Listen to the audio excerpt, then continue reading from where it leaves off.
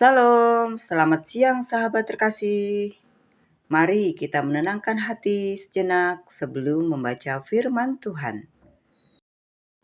Pembacaan Alkitab hari ini diambil dari 2 Korintus pasal 1 ayat 1 sampai 11. Bagian ini bukan sekedar salam pembuka, tetapi kesaksian hidup Paulus tentang penderitaan, penghiburan, dan doa. Mari kita membaca dengan hati yang terbuka, karena firman Tuhan bukan hanya untuk dimengerti, tetapi untuk dialami. 2 Korintus 1 ayat 1 sampai 2.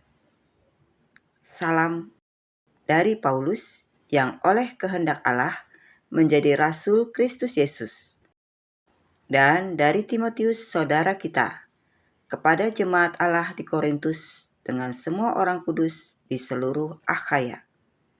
Kasih karunia dan damai sejahtera dari Allah Bapa kita dan dari Tuhan Yesus Kristus menyertai kamu.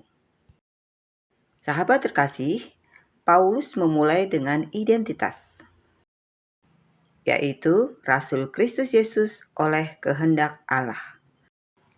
Artinya, hidup dan pelayanannya bukan pilihannya sendiri, melainkan panggilan Tuhan. Ini penting untuk kita pagi ini. Sebelum kita sibuk dengan aktivitas, mari kita ingat siapa kita. Dan ingat dalam kehendak siapa kita hidup. Lalu Paulus memberkati, kasih karunia dan damai sejahtera. Urutannya tidak terbalik, kasih karunia dulu, baru damai sejahtera. Damai sejati tidak lahir dari situasi, tetapi dari kasih karunia Tuhan. 2 Korintus 1 ayat 3-4. Terpujilah Allah, Bapa Tuhan kita Yesus Kristus, Bapa yang penuh belas kasihan dan Allah sumber segala penghiburan, yang menghibur kami dalam segala penderitaan kami, sehingga kami sanggup menghibur mereka yang berada dalam bermacam-macam penderitaan dengan penghiburan yang kami terima sendiri dari Allah. Sahabat terkasih, Paulus tidak memulai dengan keluhan, tetapi dengan penyembahan. Ia mengenal Tuhan bukan hanya lewat teori, tetapi lewat pengalaman hidup yang berat. Penghiburan Tuhan tidak meniadakan penderitaan, tetapi memberi kekuatan di dalamnya. Dan tujuan penghiburan itu jelas, supaya kita sanggup menghibur orang lain. Artinya, penderitaan kita tidak pernah sia-sia. 2 Korintus 1 ayat 5. Sebab sama seperti kami mendapat bagian berlimpah-limpah dalam kesengsaraan Kristus, demikian pula oleh Kristus kami menerima penghiburan berlimpah-limpah. Sahabat terkasih, ayat ini jujur dan menenangkan. Penderitaan tidak disangkal, tapi penghiburan tidak pernah kurang. Kalau pagi ini kita merasa lelah, tertekan, hampir menyerah, firman Tuhan berkata, penghiburan Tuhan selalu sebanding, bahkan berlimpah. 2 Korintus 1 ayat 6-7. Jika kami menderita, hal itu menjadi penghiburan dan keselamatan kamu. Jika kami dihibur, maka hal itu adalah untuk penghiburan kamu, sehingga kamu beroleh kekuatan untuk dengan sabar menderita kesengsaraan yang sama seperti yang kami derita juga. Dan pengharapan kami akan kamu adalah teguh, karena kami tahu bahwa sama seperti kamu turut mengambil bagian dalam kesengsaraan kami, kamu juga turut mengambil bagian dalam penghiburan kami. Sahabat terkasih, Paulus menyadari bahwa penderitaannya berdampak bagi orang lain. Keteguhannya menguatkan jemaat. Ini memberi makna baru pada rasa sakit.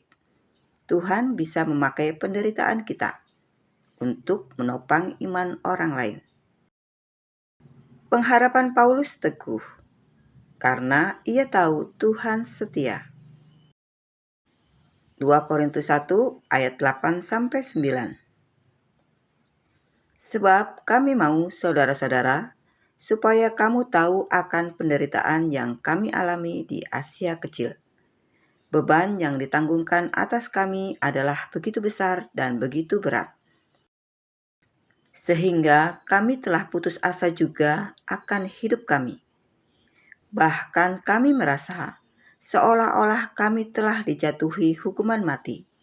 Tetapi hal itu terjadi supaya kami jangan menaruh kepercayaan pada diri kami sendiri, tetapi hanya kepada Allah yang membangkitkan orang-orang mati.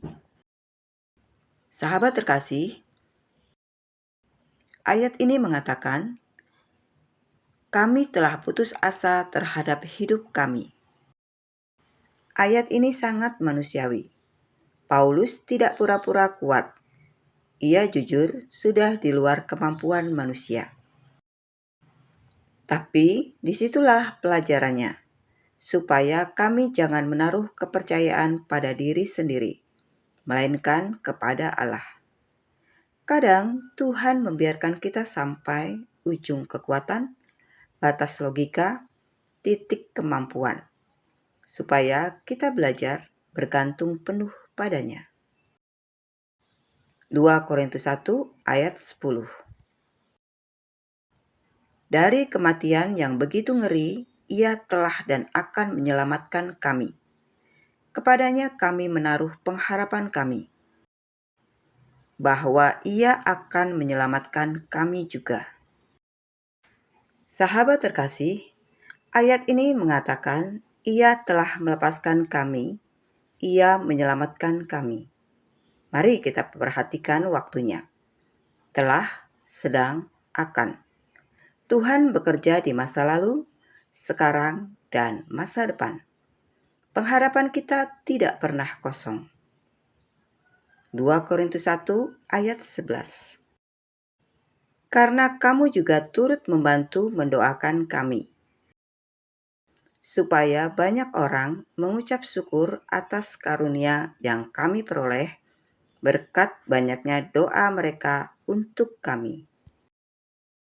Sahabat terkasih, ayat ini mengatakan, kamu juga turut membantu mendoakan kami. Paulus menghargai doa jemaat.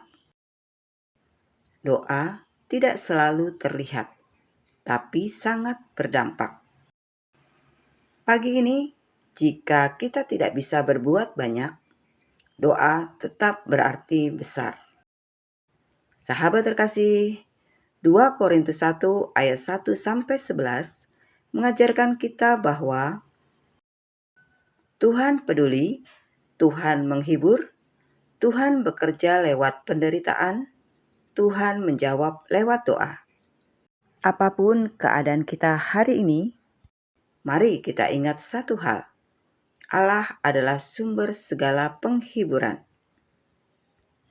Sahabat terkasih, mari kita berdoa bersama.